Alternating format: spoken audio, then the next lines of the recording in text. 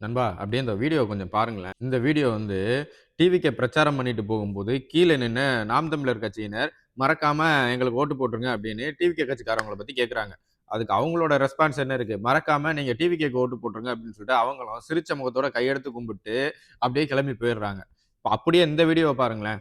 இது சீமான் பிரச்சாரம் பண்ணிட்டு இருக்கும்போது, அங்கே வண்டியில போன ஒரு ஆளு டிவிகே அப்படின்னு சொல்லிட்டு போயிருக்காரு. அந்த டிவிகேன்னு சொன்னதுக்கு, உடனே இங்க இருந்த சாம்பிஸ் கூட்டம்லாம் போயிட்டு அவர அடிச்சிருக்காய்ங்க, அட்டாக் பண்ணியிருக்காய்ங்க. உண்மையான தற்கூரி கூட்டம் எதுன்னு தெரியுதா? சினிமால இருந்தவங்கலாம் சினிமாவ விட்டுட்டு உண்மையான கொள்கைவாதியா அரசியல் பேச ஆரம்பிச்சுட்டாய்ங்க. ஆனா அரசியல்ல இருக்கவைங்க அடிதடி, அராஜகம், சினிமா வழியில போக ஆரம்பிச்சுட்டாய்ங்க. ஒருத்தன் டிவிகேன்னு சொன்னதையே உன்னால பொறுத்துக்க முடியலையே, நாளைக்கு ஒரு வேள ஜெயிக்க மாட்ட அது தெரியும்.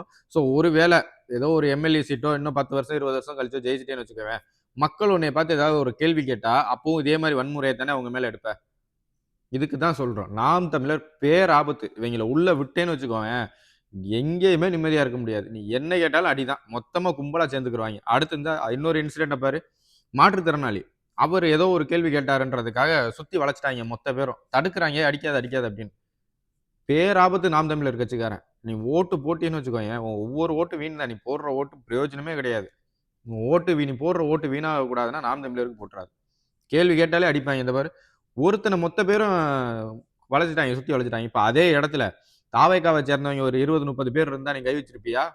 கை வச்சிருக்க முடியுமா அந்த இடத்துல உன்னால? அப்ப தனியா இருக்கக்காண்டி தானே போய் அடிக்கிற நீ? அந்த பாயா இருக்கணும்டா.